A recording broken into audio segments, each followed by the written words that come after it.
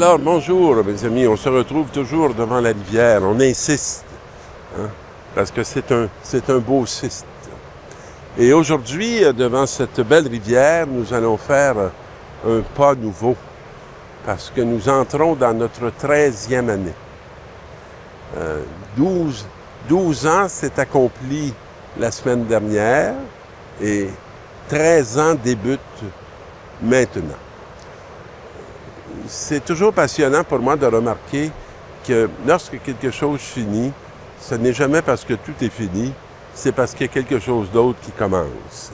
Et que si on ne sait pas terminer, bien, on ne sait pas commencer. Alors, il faut dans la vie apprendre constamment à commencer parce que chaque jour, la vie est neuve et nouvelle. Et la parole d'aujourd'hui, c'est l'argent trompeur. Puis, j'ai pas de difficulté à comprendre ce que ça veut dire, que l'argent est trompeur. Un homme riche avait un gérant qui lui fut dénoncé parce qu'il gaspillait ses biens. Bon. Alors, c'est sûr que si on tombe d'une morale très superficielle, est-ce que c'est bien de gaspiller les biens de son maître, même s'il est riche? Bien, la réponse est évidemment non. Et ce n'est pas bien.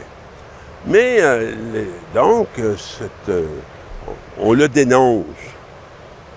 Hein? Un homme riche avait un gérant qui lui fut dénoncé. Lui n'avait pas vu ça, mais on lui a dit.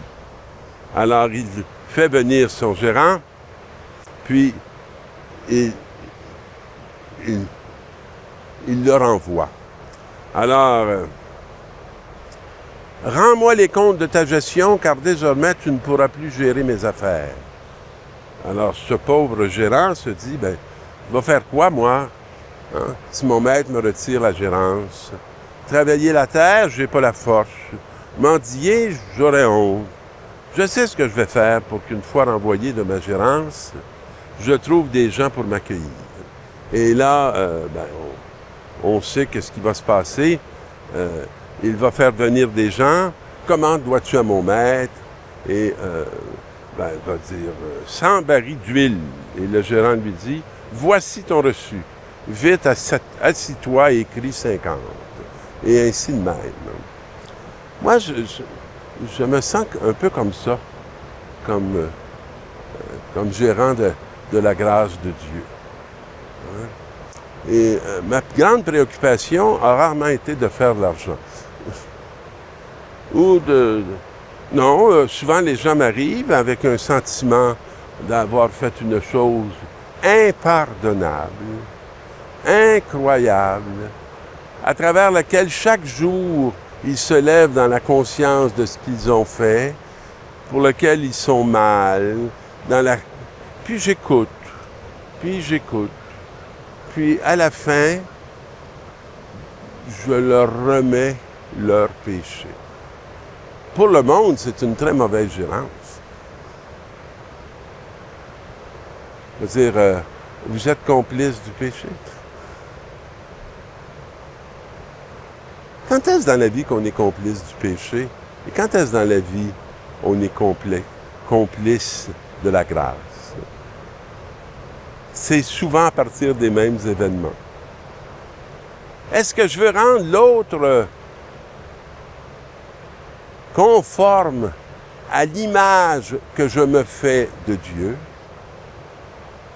Ou est-ce que je veux rendre l'autre conscient de la miséricorde de ce même Dieu, qui n'a pas du tout la même façon de se positionner devant le péché.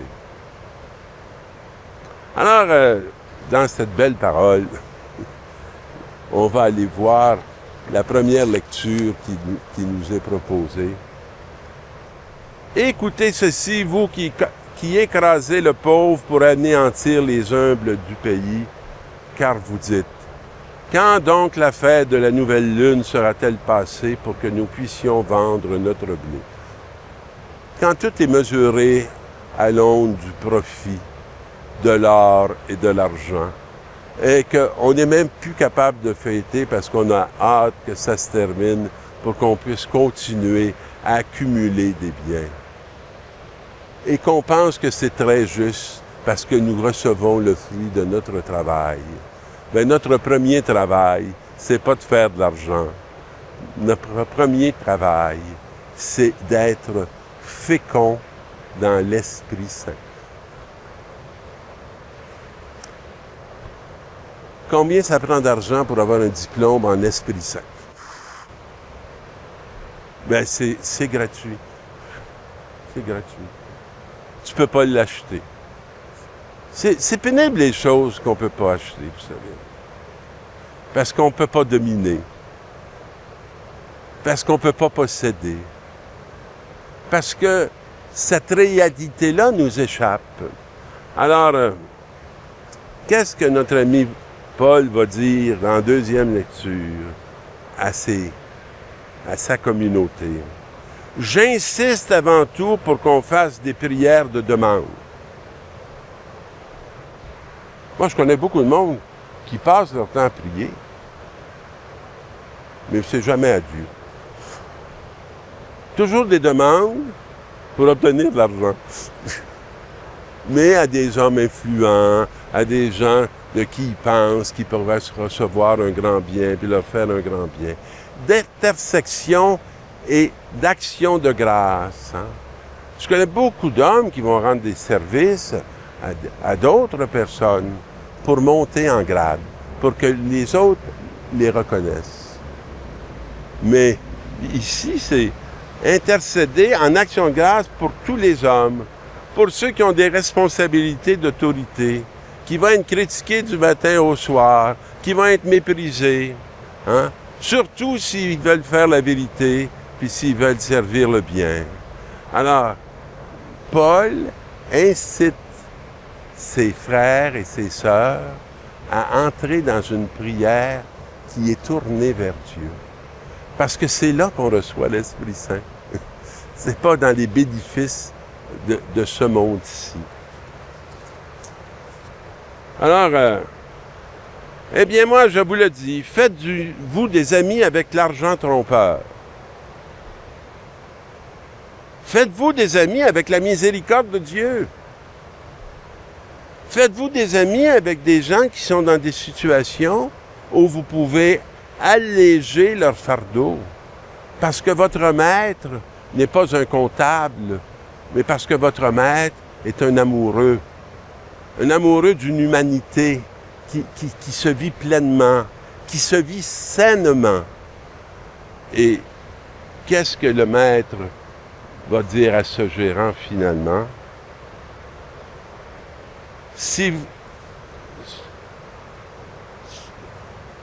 Eh bien, moi, je vous le dis, c'est ce que le maître dit ici. Ce gérant trompeur, j'en fais son éloge. J'en fais mon éloge. Et il nous propose une voie nouvelle, une voie inattendue, qui n'est pas celle de notre bénéfice, mais qui est le bénéfice de toute l'humanité. Alors, si vous n'avez pas été digne de confiance pour des biens étrangers, pour de l'or, qui va vous donner ce bien véritable? Aucun domestique ne peut servir deux maîtres. Ou bien il détestera le premier et aimera le second. Ou bien il s'attachera au premier et méprisera le second. Vous ne pouvez pas servir Dieu et l'argent. Je vous invite à faire le choix immédiatement. Ça va vous permettre d'entrer dans une vie nouvelle et dans une vie éternelle dès maintenant. Bonne semaine dans votre vie nouvelle.